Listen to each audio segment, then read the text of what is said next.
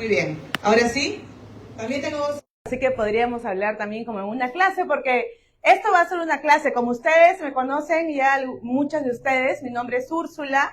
Quiero empezar esta disertación agradeciendo a las compañeras que hoy nos han honrado con los temas de gestión pública, a la compañera Karen, a la compañera Silvana, a la compañera Nidia Vilches, una de las mejores congresistas a mi punto de vista que hemos tenido, a quien respeto siempre. Agradecer a la secretaria general que nos acompaña y nos honra con su presencia, al compañero Pepe Bre, y por supuesto, compañeras, a quien es la gestora y ha hecho posible con un trabajo constante, perseverante, con un trabajo que nos sorprende año tras año, pero sobre todo, como diría Aida de la Torre, la política es perseverancia, y ella lo tiene en todo su esplendor, y esa misma perseverancia, ojalá la veamos algún día en el Congreso, Zoila, cuando seas elegida. Gracias, Zoila, por invitarnos. Y ahora vamos a hablar de un tema que nos interesa a todas, porque supongo que aquí muchas van a postular, ¿no? O a diputados o a senadoras. Entonces vamos a hablar de la bicameralidad. ¿Está bien?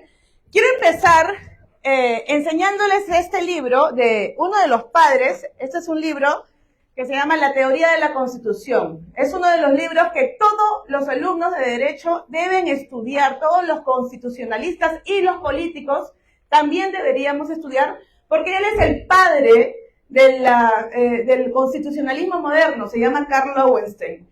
Y cuando ustedes abren las primeras páginas de este libro, Karl Lowenstein nos dice que el mundo y la realidad se manejan por tres fuerzas. La primera fuerza es el amor, en eso estamos de acuerdo, ¿no? La segunda fuerza es la fe, así como la fe que usted tiene en el partido. Y la tercera fuerza es el poder. Así que el amor, la fe y el poder forman una triada perfecta para que nosotros podamos mezclarnos entre esas fuerzas de verdadera profundidad.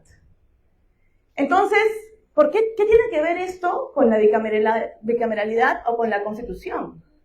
Que esas tres fuerzas, como conforman la realidad, hoy día, compañeros, vamos a intentar estudiar la fuerza del poder, porque la Constitución no solo es un conjunto de normas, sino que es la expresión viva de la realidad política. Entonces debemos conocer nuestra Constitución. Y por eso empiezo con este tema, que es ¿cuál es nuestra identidad constitucional? Nosotros, y especialmente yéndonos hacia el poder legislativo. De los 202 años de república que tenemos 165 años de bicameralismo y solamente 37 de unicameralismo. Solamente 37 años en el Perú ha funcionado el Congreso. Después siempre han sido diputados y senadores. Y ahora ustedes van a poder ver la historia, porque además, ¿en qué momento fue este unicameralismo? De los 37 años, solamente 31 han sido el Congreso de Fujimori. Siguiente, por favor, si me ayudas. Entonces les he traído un recuento para que ustedes se den cuenta de la identidad constitucional que tenemos. Tenemos 12 constituciones, nosotros en el Perú. En 1823 es nuestra primera Carta Magna. Sabemos muy bien que en 1821 San Martín nos dice que somos libres e independientes por la voluntad de los pueblos y el derecho que Dios defiende, ¿verdad? Pero fue recién 2 años después donde nos da la primera Constitución. Como necesitábamos un constituyente, necesariamente tenía que ser unicameral. Entonces ahí tuvimos nuestros 4 años, está bien, de unicameralidad. Pero luego en 1826, ustedes saben, con las disputas entre, bueno, las conversaciones, ¿no?, de San Martín y Bolívar, viene la Constitución de 1826, que fue una constitución vitalicia, muchos no lo saben, pero Bolívar quería ser un presidente vitalicio. Entonces no quería irse nunca del poder. Pero inventó un congreso que es un congreso tricameral. Habían diputados, senadores y censores, que además era la Cámara Moral, decía él, ¿no?, que era la Cámara de Vigilancia. Pero bueno, recién en 1828 el profesor Manuel Vicente Villarán lo que nos dice es que recién ahí se forjan las bases constitucionales de la República. En 1828 le llamamos la madre de las constituciones, la Constitución histórica. ¿Qué significa que formen las líneas bases? que se decide ya en un parlamento donde no estaba San Martín argentino, ni Bolívar bolivariano, ¿no? Recién los peruanos forman cómo quería que sea nuestro gobierno. Entonces lo primero que dijeron es, bueno, vamos a separar esto en 3 poderes: ejecutivo, legislativo y judicial. Antes habían habido hasta 4 poderes con el electoral también. Y nos decidimos por 3 poderes. Pero además nos decidimos por ser bicamerales. ¿Y por qué nos decidimos por ser bicamerales? 2 cosas. En el norte estaba Estados Unidos. Estados Unidos, un sistema presidencialista. En 1876 y la Revolución Francesa en 1789 eran nuestros modelos a seguir para ver qué forma de gobierno seguíamos nosotros. Y además había gobernado antes otra constitución en el Perú, pero era la Constitución de Cádiz, la Constitución liberal española, ¿no? Porque fueron los españoles, ahí la compañera sabe muy bien, quienes se rebelaron contra el hermano de Napoleón, que había invadido España, y los libertarios se fueron hasta el sur de España, y desde ahí pusieron su Constitución de Cádiz, la famosa Constitución en donde nos reconocieron a nosotros como iguales de españoles, los de la península y los del viejo continente, ¿no? Pero no se cuenta. Cuando ustedes vean que hemos tenido 13 constituciones, es porque de repente un constitucionalista está contando en la primera. Pero bueno, teníamos en la primera constitución, 1823, el unicameralismo. En la de Bolívar, en la de 26, el tricameralismo.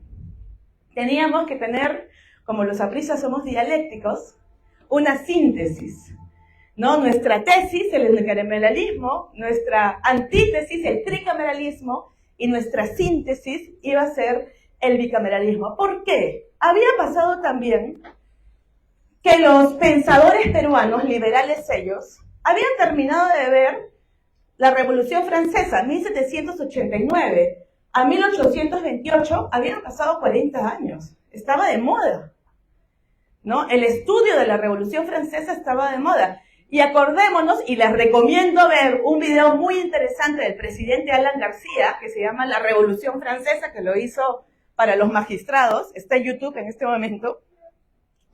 Teníamos que Alan García nos decía, no fue una revolución francesa. Es importante saberlo porque de la Revolución Francesa vienen los principios que también nosotros tenemos como apristas: libertad, fraternidad o solidaridad e igualdad.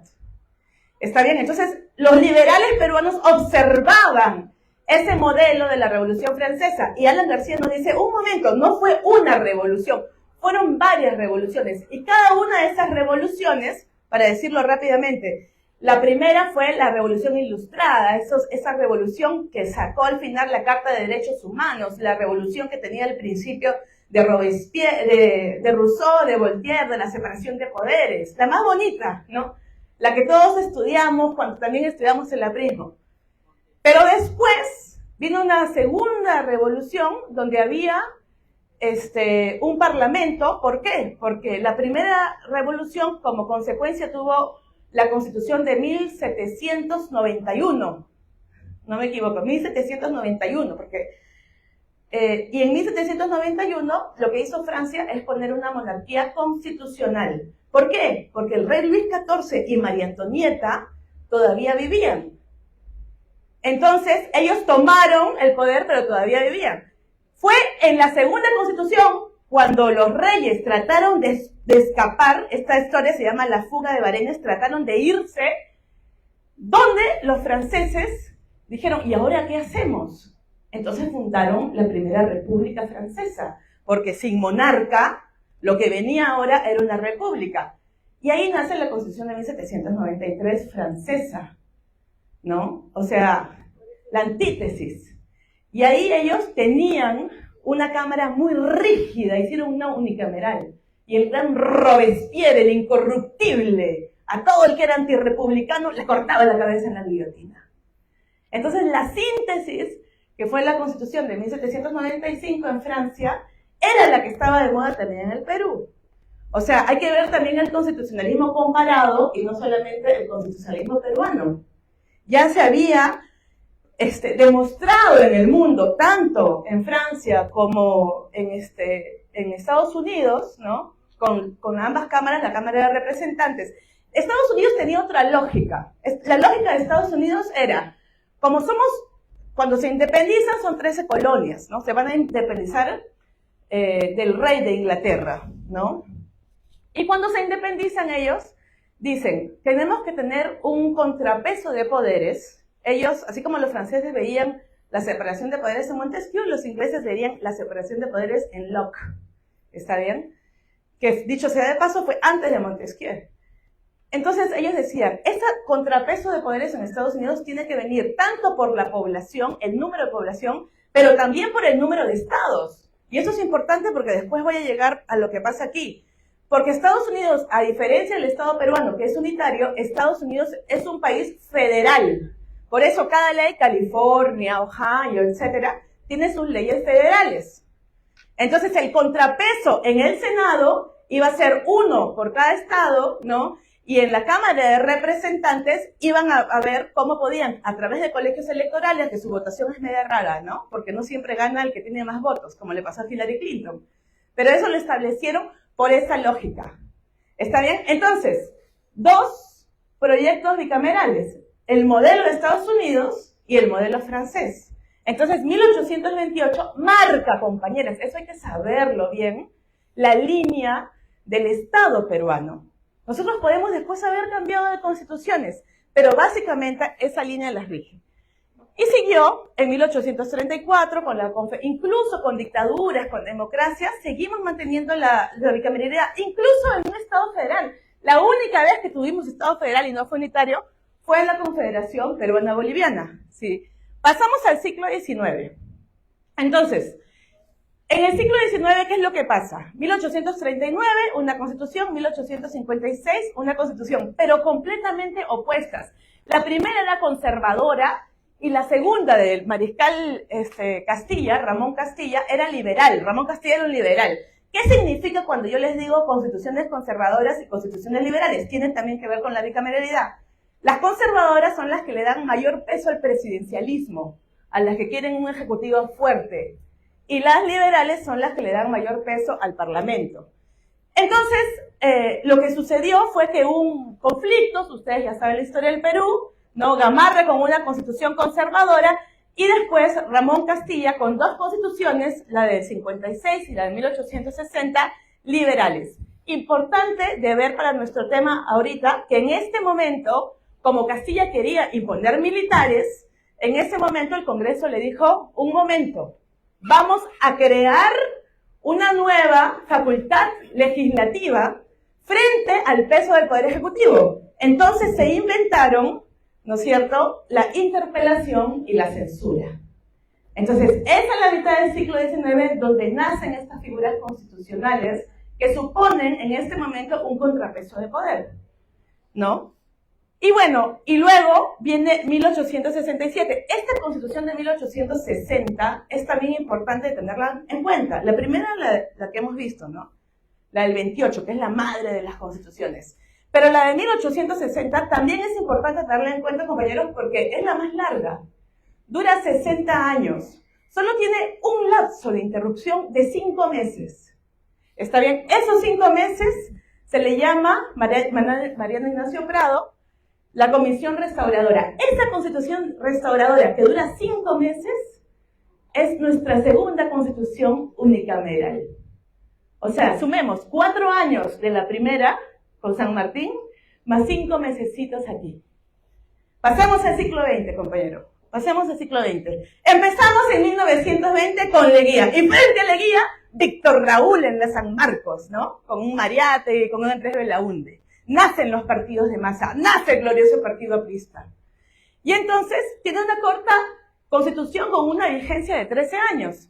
Y luego, cuando viene Sánchez Cerro en 1933, esa constitución sí proscribe. Y hay algunos compañeros que me lo han contado aquí de boca propia. Proscribe a los partidos internacionales y prohíbe que los ciudadanos podemos ser parte de los partidos internacionales. Y como la Alianza Popular Revolucionaria Americana defendía los principios de unidad continental, entonces Sánchez Cerro nos persigue, nos mata y nos proscribe constitucionalmente. Algo que históricamente nosotros debemos recordar.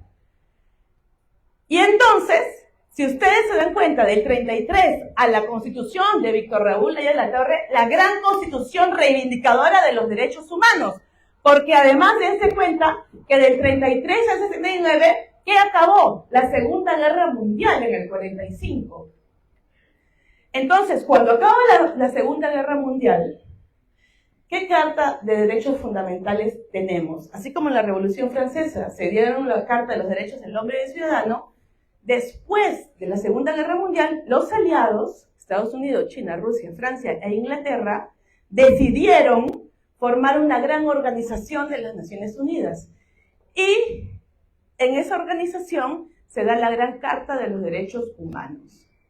Laya de la Torre observaba desde Oxford cómo funcionaba toda esta garantía a los derechos de los ciudadanos.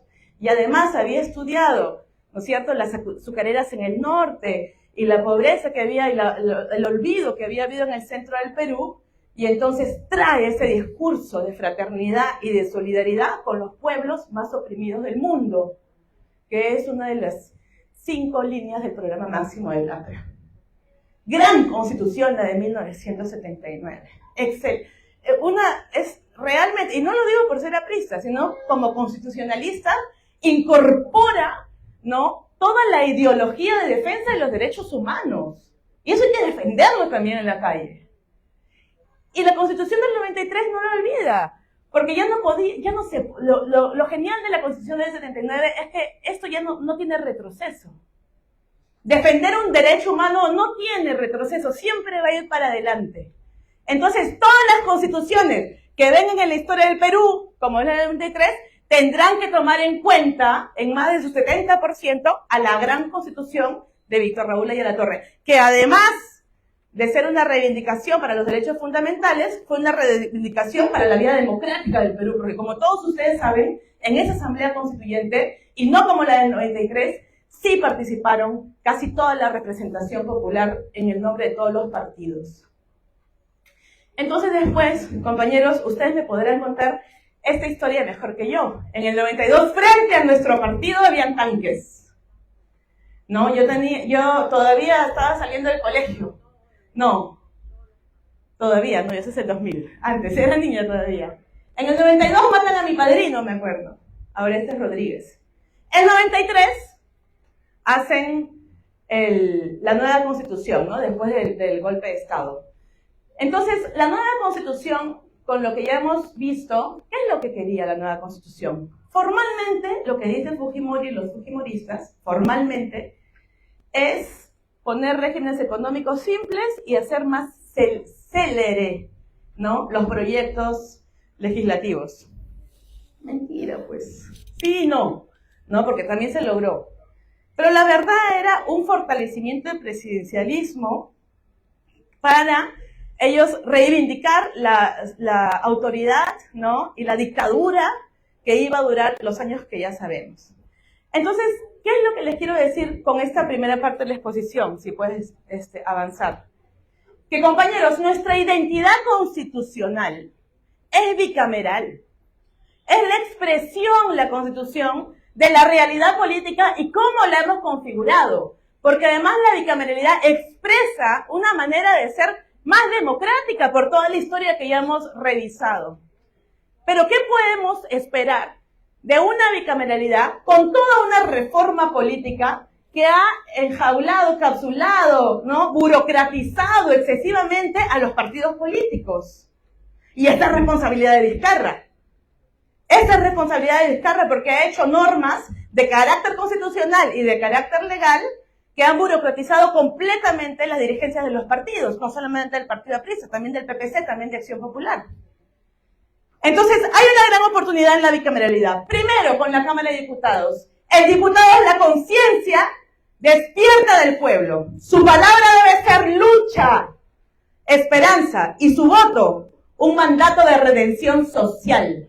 El gran Carlos Manuel Cox, gran diputado del Partido Aprista.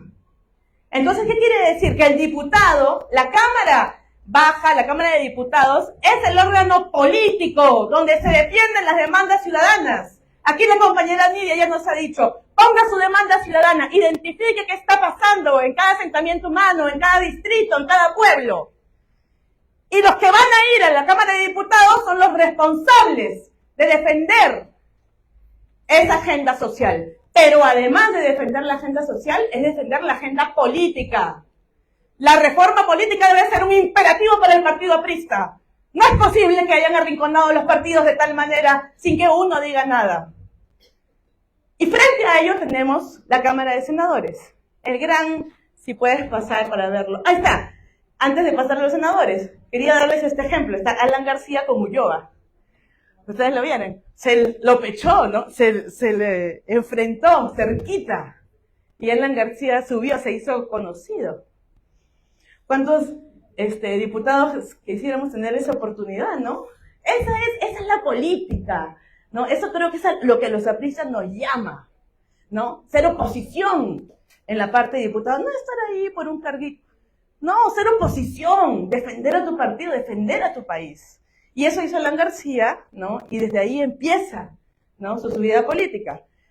En cambio, el Senado, y tenemos al gran Luis Alberto Sánchez, dice: el Senado es la Cámara, a diferencia de los diputados, de la reflexión serena, el equilibrio de la pasión popular, la garantía de que la ley no es hija del arrebato, sino de la reflexión. Entonces, hay que elegir, compañeros, a senadores que sepamos que tienen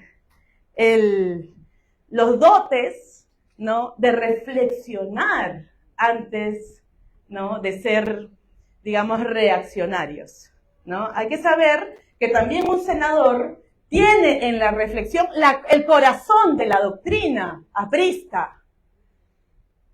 Es imperativo que todos los senadores conozcan de principio a fin qué es el antiimperialismo del APRA, qué es 30 años de aprismo, qué es los libros del mismo Sánchez, leerse las obras completas de Alan García, La revolución constructiva del aprismo, Confucio y la globalización, Pida la palabra. ¿Por qué? Porque son los libros de Germán Peralta, los libros de Wilber Pinezul, los libros del compañero Lucho Alba. Son los compañeros que escriben. Próximamente mi libro, compañeros. ¿eh? Próximamente mi libro. Son los que... Lo quiero sacar. ¿Cómo voy con el tiempo? Entonces, compañeros, esa reflexión de los compañeros que escriben, porque han tenido más años que nosotros, porque son conscientes de la doctrina aprista, esa reflexión es la que necesitamos en el Senado. Y no solamente para defender las causas del partido aprista, más y sobre todo para defender las causas de un país que se ha venido empobreciendo hace 6 años con la crisis política que hemos pasado.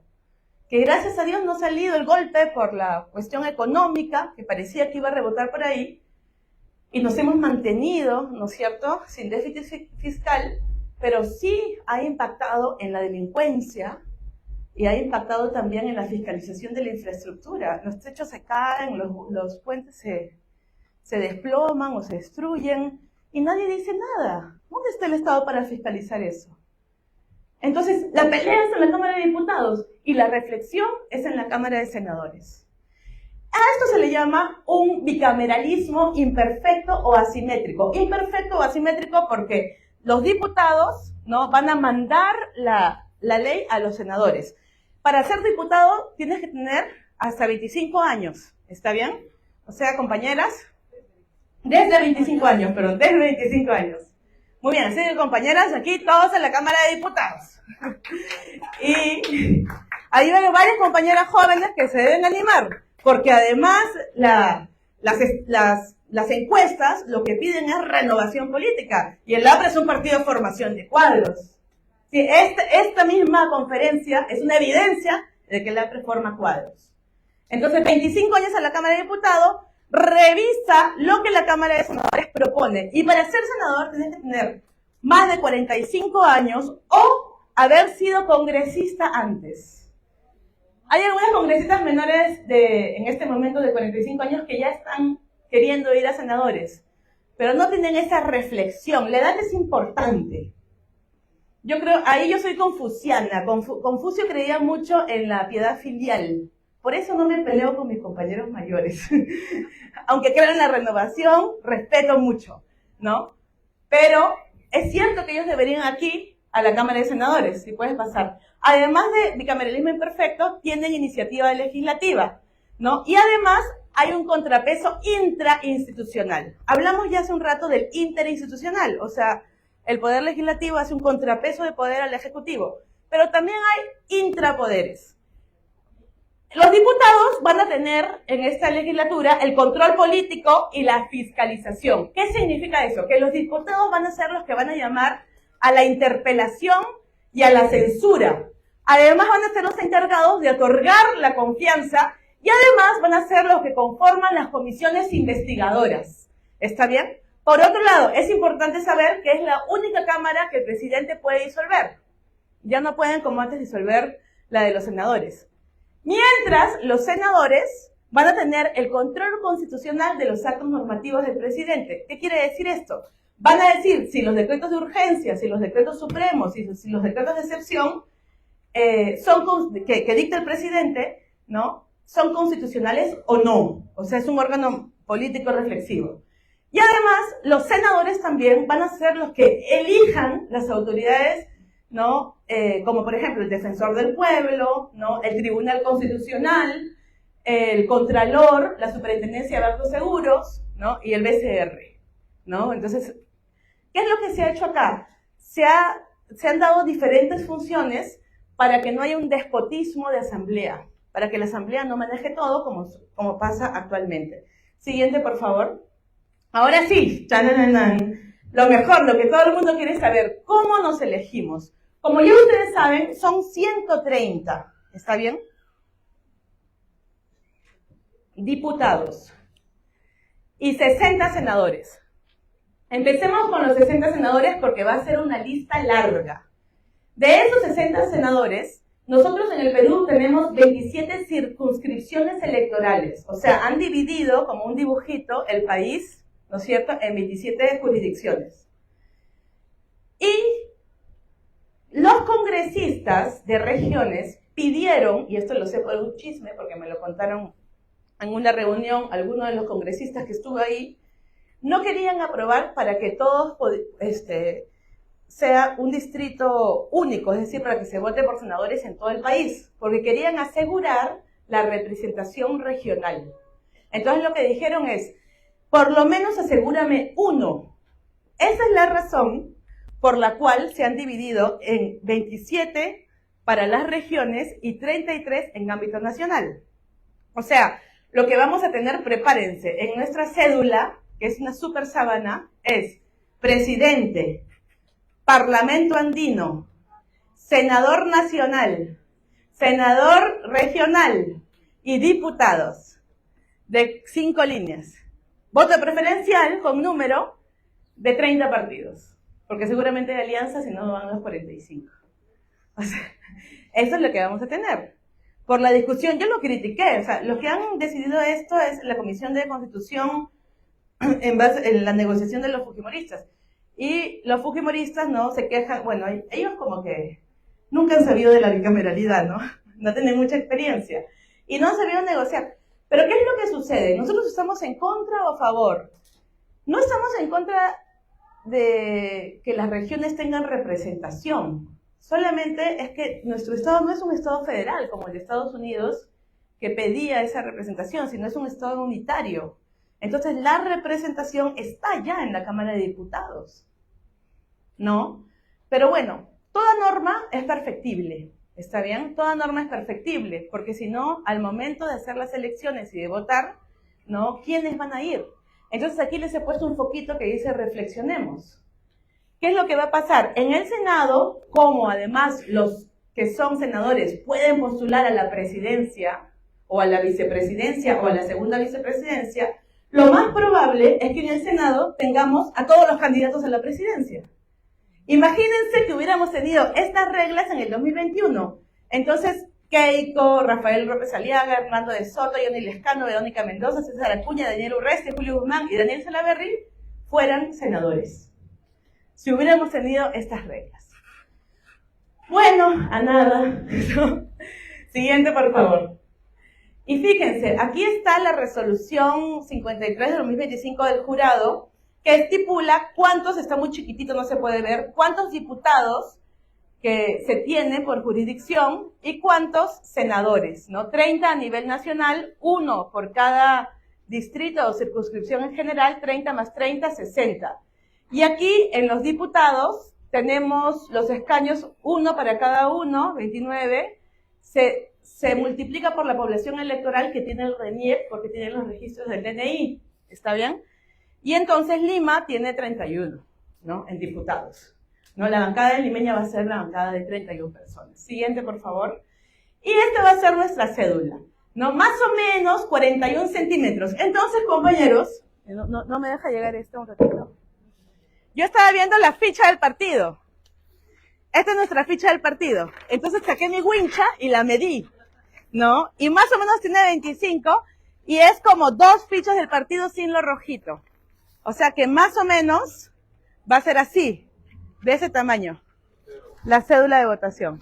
Más o menos va a ser así. ¿Qué tal? ¿Ah? Ahora, ustedes que todos han sido personeros y defienden el voto, ¿no? ¿Qué creen que va a pasar con eso? ¿No? ¿Qué creen que va a pasar? Las horas, la resistencia prista. Por lo menos van a tener que estar ahí, ¿no? Unas 5 horas después de las 4 de la tarde. A las 9 de la noche será... Pero ¿quién hace eso? Los apristas. Hasta las 12, ¿hasta qué hora estaba, compañera? 12, una, defendiendo voto por voto. Entonces ahí hay una oportunidad. Ahí hay una oportunidad, porque la mayoría de personas, ¿no? Dicen, no, rápido, ¿no? También la compañera casi me pega porque me dice, no, compañera, hasta la 1 de la mañana. Entonces, hay que aprovechar nuestra escuela, pues, compañeros, y nuestra fuerza, ¿no? Además de eso, si hay una equivocación, compañera, impugna la mesa. ¿Sí o no? Entonces, imagínense cuántas actas van a haber impugnadas. ¿Pero a ti te van a impugnar la mesa, compañero? Jamás. Entonces, el personero va a tener una gran labor en este nuevo proceso de bicameralidad. Y bueno, y lo que quería reflexionar, ya para ir cerrando, disculpen el tiempo que he tomado, es en lo siguiente. La bicameralidad, en la que yo estoy de acuerdo y entiendo que la mayoría de los compañeros también, es un paso necesario, pero es una reforma perfectible. ¿Está bien? Necesitamos ver cómo va a ir funcionando, ¿no es cierto? Porque va a tener muchos problemas, especialmente por la forma de votación, que ustedes ya podrán haberse dado cuenta. ¿Quién va a salir? Va a ser una rifa, ¿no? Y entonces, ese es el primer paso, compañeros. Pero además, acuérdense del referéndum que hizo el lagarto Vizcarra, cuando trató de encapsular a los partidos políticos, cuando quitó la reelección, cuando cambió el Consejo Nacional de Magistratura por la Junta Nacional de Justicia para poner sus jueces, cuando puso propuestas de financiamientos a los partidos, y cuando ahora tenemos la gran responsabilidad de Vizcarra, de Cuesta y compañía, que la reforma política haya sido un fracaso. No por gusto tenemos 41 partidos en este momento y el problema en que nos estamos metiendo para la representación nacional no ha funcionado. ¿Por qué? En principio, porque no se llamó a los partidos políticos. La reforma la hicieron personas que nunca habían militado en un partido político. Entonces, el primer paso es el retorno de la bicameralidad que nos quita Fujimori. Pero después tenemos que seguir en la propuesta de la reforma política. Tenemos que seguir en la propuesta del fortalecimiento de los partidos. Y tenemos que seguir también, compañeras, en la fuerza para que las mujeres postulen. Y con eso paso a mi siguiente diapositiva. La paridad. Ahí está mi compañera Nidia, la compañera Meche Cabanillas y la compañera Judith de la Mata. Gracias a ellas se introdujo la ley de la paridad. ¿Está bien? Porque lo lucharon por mucho tiempo, no fue lo último. Son las que han representado la paridad y la alternancia. ¿Está bien? Pero ahora tenemos una oportunidad mayor. Las mujeres que nunca hemos tenido la honra de poder representar al aprismo. ¿Cuál es la oportunidad mayor? Que esa ley de alternancia sigue vigente, pero también va a representar, como representó hace algunos años, un problema, compañeras, porque cuando se arman las listas, y lo saben las dirigentes regionales, a veces faltan mujeres. Entonces, nuevamente, el trabajo que está haciendo hoy día Zoila, el trabajo que hacen las compañeras cada día en su casa, la fuerza de la mujer aprista, que no solamente estudia, sino que también hace acción política por sobre todo, además de tener el trabajo doméstico en su casa con sus hijos, ¿no? Se divide en mil para hacer política, debe ser repartido también equitativamente en estas elecciones. Quiero mencionar, por último, si puedes pasar por favor, a una de nuestras primeras congresistas, María Mercedes Colina Lozano. Ella lo que nos dijo, ella tenía una agenda social fuerte, de Gotuso, perdón. No puede hablarse de justicia social mientras la mujer obrera siga ganando menos por el mismo trabajo, mientras la madre trabajadora carezca de protección adecuada, ¿no? Entonces, ella, por ejemplo, miren cuándo sesionó, 1958, de Gotuso. A ver, pasa por favor. Y quería acabar con esta frase, que fue mi foto ahí leyendo a Víctor Raúl. Porque finalmente, compañeras, con errores que a veces cometemos, y con esperanza, y con la enseñanza de los años del partido de nuestros padres, de nuestros abuelos, yo sí quisiera terminar con una frase. Nunca lo hago porque digo, ¿por qué terminar con una frase de un hombre cuando aquí estamos entre mujeres? Pero esta es hermosa, y es parte de lo que nos enseñó toda la lucha por los derechos fundamentales y los derechos humanos. La política sin corazón no es política. Así que, compañeras, pongámosles esfuerzo, pongámosles estudio, pongámosles guerra, que siempre las compañeras lo tienen, pero también hay que ponerle corazón al aprismo y darnos en las próximas elecciones una buena llegada para que el aprismo pueda cambiar otra vez los corazones del Perú. Muchas gracias, compañeros. Gracias, compañera Úrsula. El compañero Pepe Arete va a querer entregar unos flores. Y también quiero invitar a la compañera Dioscora para que tenga ustedes flores. Por su lealtad al partido, el compañero Pepe Arete va a hacer unas flores. Está apagado. Uy, eso. Compañeros, estamos terminando la exposición de la compañera Úrsula, y al igual que las presentaciones anteriores, me motiva decir unas palabras muy cortas. Primero que la compañera Úrsula también forma parte de una familia aprista. Su papá, su mamá, compañeros militantes de 1000 batallas, motivaron en ella siempre ese deseo, esa voluntad de aprender y hacerse lo que vemos hoy, una realidad política. Úrsula, de todas maneras, es una de nuestras figuras que brillará en el próximo Congreso. Y tenemos la voluntad de contribuir para que, al igual que ella, de los distintos auditorios apristas que vamos a tener forjando, salgan personas que se identifiquen y que crezcan como lo hizo ella, aprendiendo las palabras del jefe y viviendo día a día el sentimiento de ser una mujer aprista activa y luchadora. Estas flores también van con todo el cariño para ella. Gracias, compañero. Gracias. Me llevo un librito. Ay, qué gracias. Me llevo un librito. Compañeros, y no puedo dejar pasar la oportunidad de aprovechar que nos acompaña una mujer que simboliza el trabajo político en nuestro partido.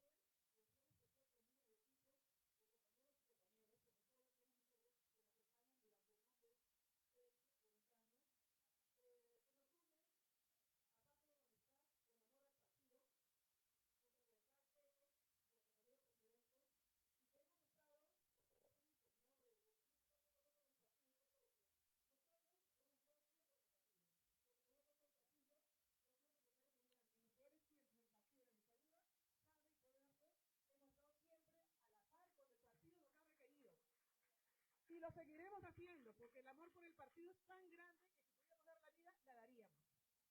Quiero agradecer a Silvana y a Pepe.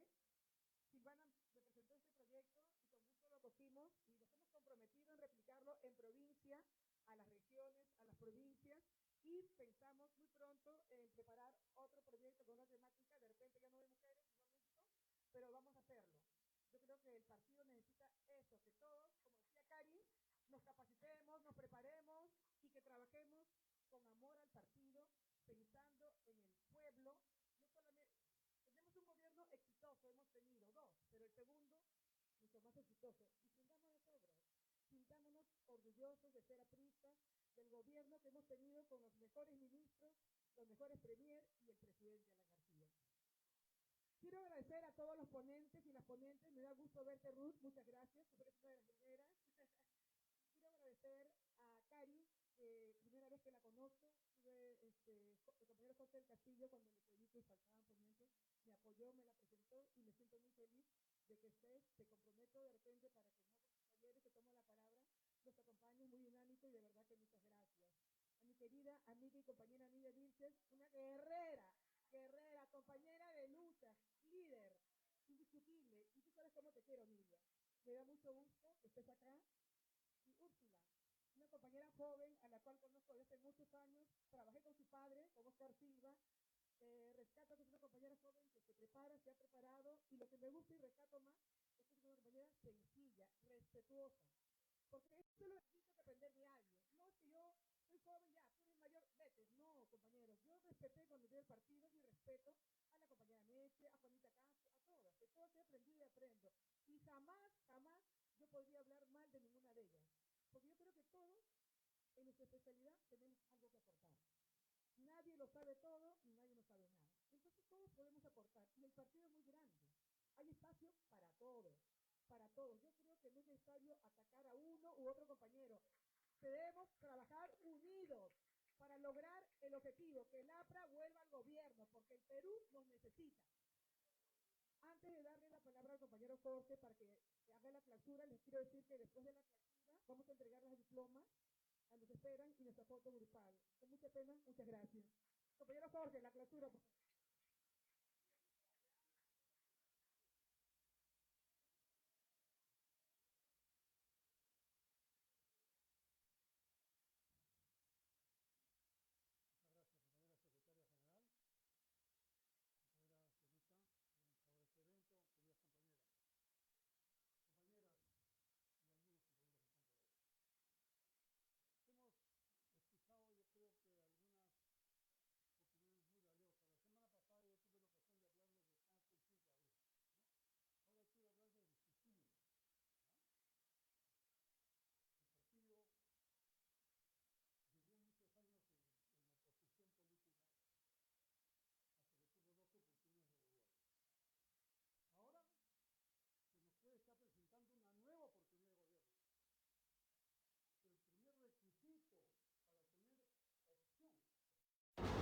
A esa posibilidad de gobierno lo que acaba de decir Zoila es la fraternidad, el respeto, la unidad. Nadie vota. Ahora, nadie vota por un partido dividido. Además, ¿qué pueden estar discutiendo algunos? Se trata de sumar, no de restar. Y en este fraccionamiento de 41 partidos, o más, sabe Dios, si el APRA está sólidamente unida, compañeros y compañeras, estamos a punto, y yo tengo la convicción, que podemos pasar a la segunda vuelta, pero muy juntos entre nosotros. Esa es la voz. Entonces, si pasamos a la segunda vuelta, y ahí es un pequeño salto al gobierno. Por eso les quiero hablar del futuro.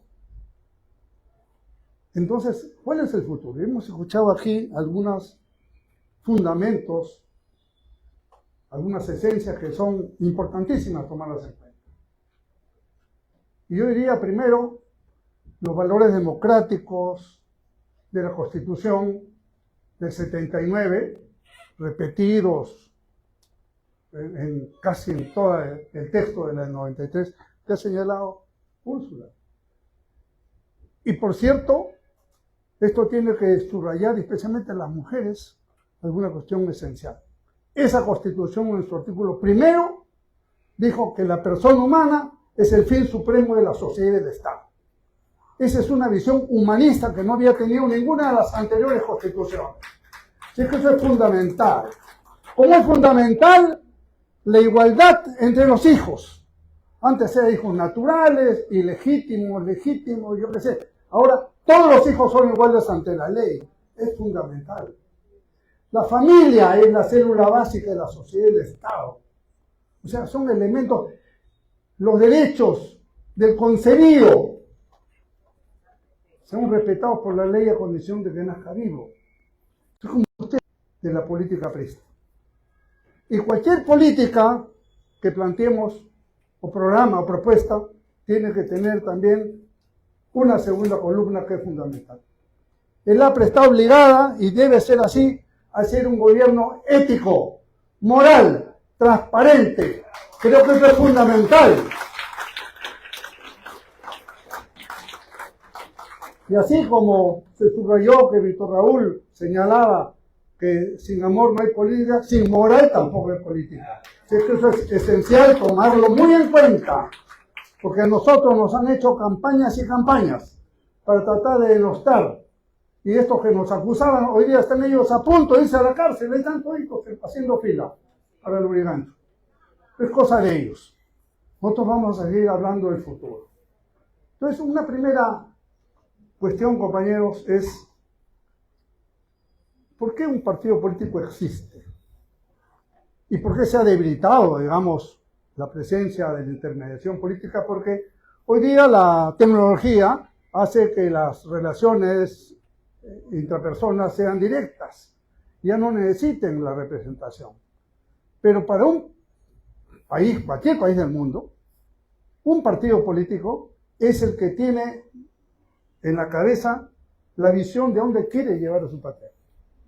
¿Qué visión tenemos del Perú ante el país, etcétera? ¿Cómo vamos a enfocar la economía?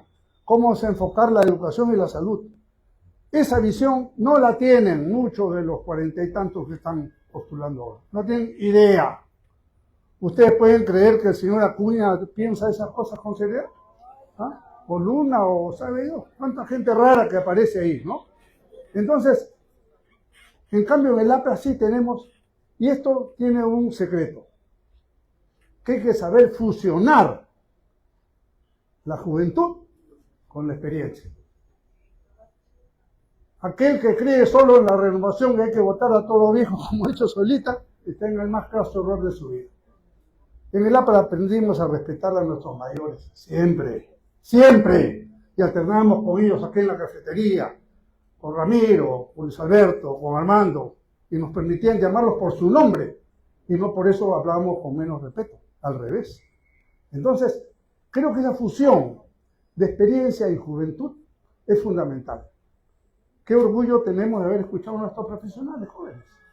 Es estupendo. Entonces, si tenemos esta visión clara, ahora hablemos de qué son, ya ustedes han escuchado esta descripción de qué cosa es la política pública, ¿no? Una política pública es primero tener la visión a dónde vas, cómo lo implementas, con quién lo haces y tomar la decisión de hacerlo. Por ejemplo, el primer problema del Perú hoy es la falta de seguridad ciudadana. ¿Hay una política pública sobre el respecto? No hay. Es un desastre. 30 ministros de Interior en 6 años, 6 presidentes en 6 años. ¿Qué política pública va a haber?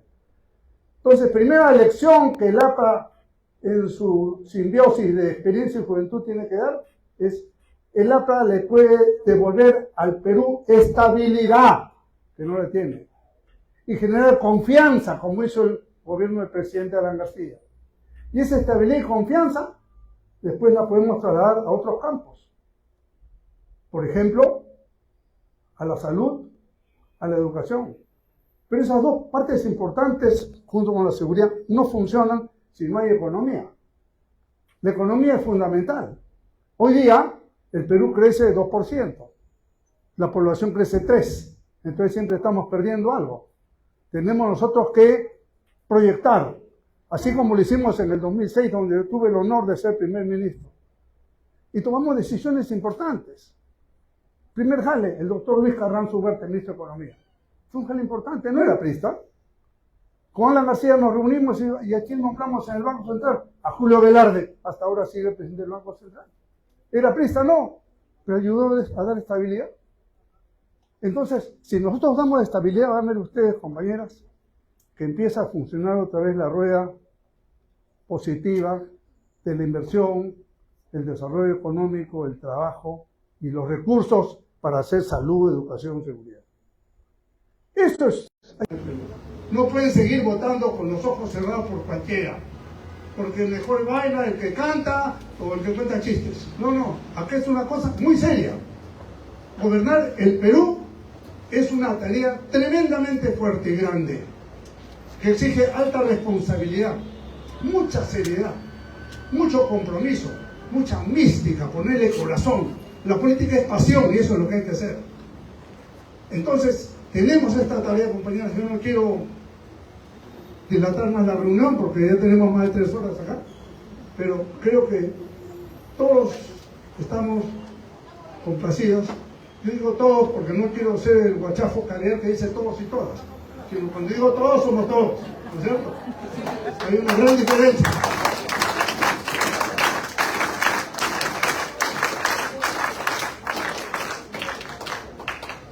Y todos dicen algunos, ¿no?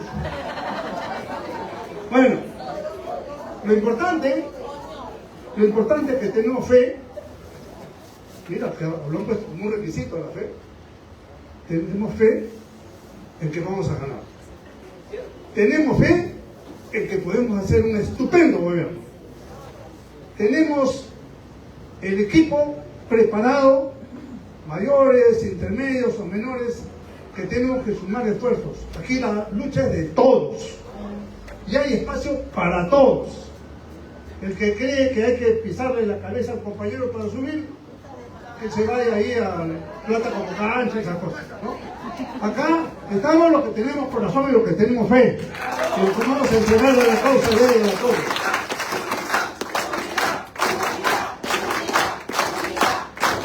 Y por supuesto, respaldo lo que dijo Nidia. La forma legítima, lícita y transparente de elegir a nuestros candidatos es con un aprista un voto. No hay otra forma de elegir. Eso es lo correcto. ¿Por qué? Porque le dan legitimidad. Esto es lo que algunos no entienden. Nosotros necesitamos la unidad del partido. Si hacemos candidatos arreglados bajo la mesa, eso trae división. Si hacemos una elección democrática, limpia, controlada por la OMPE y votando en todo el Perú, pues eso es lo que corresponde. Y el que gana, gana, y el que no, como buen compañero, apoyará. Entonces, si esto es así, esto es le da legitimidad a nuestros candidatos. Quizás seamos de los pocos partidos que van a elegir, o deben elegir, a los candidatos por sus bases. Y cuando es un aprista un voto, es un aprista un voto, no los no apristas, un aprista un voto. Y creo que eso es fundamental. Y no es primera vez que lo hemos hecho en el APRA, por supuesto, compañeros, pero hay que hacerlo.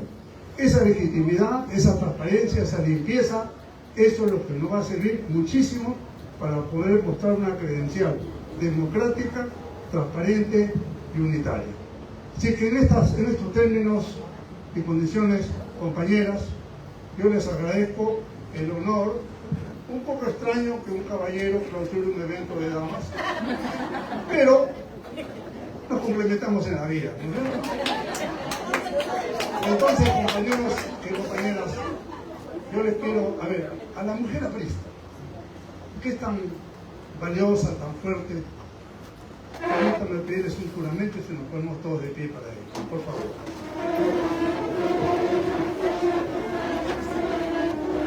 Compañeras del partido, juran ustedes por Dios, por la memoria de Víctor Raúl Aya Torre y la sangre de los mártires del partido, luchar por el triunfo del APRA en el año 2026. Sí. Si así lo hicieron, compañeras, el partido premie, si no la base o la demanden. ¡Viva el APRA! ¡Viva Aya Torre! ¡Viva! ¡Viva la mujer aprista! ¡Viva el Perú! Y con esto declaramos clausurado el evento. Muchas gracias, compañeras. Y un aplauso especial a la compañera organizadora, Solita Ocampo. Compañeros, disculpen, me olvidé agradecer en forma especial a la compañera Belén García, secretaria general, que nos ha dado todas las facilidades para poder realizar este taller. Muchas gracias. Compañeros, vamos a entregar los certificados, pero antes vamos a hacer una pequeña entrega de un reconocimiento a las compañeras. Invito a la compañera Belén, a la compañera Zoila y a la compañera Silvana y a la compañera Nidia Vilches, por favor, a acercarse.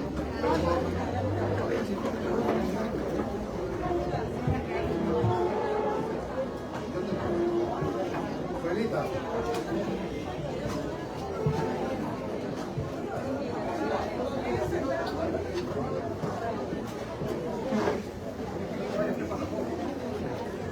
Un segundo, no se muevan por favor para que salgan bonitas en la foto.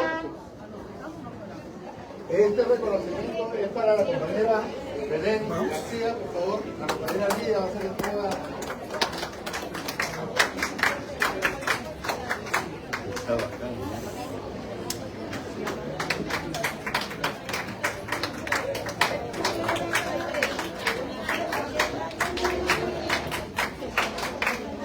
A la compañera Zoila Bocángel.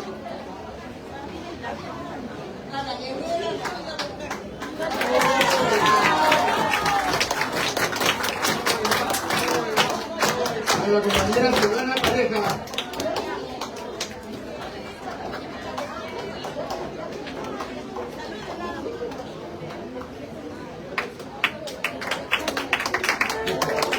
Ahora, compañeros, por favor, levántense para poder tomar la foto.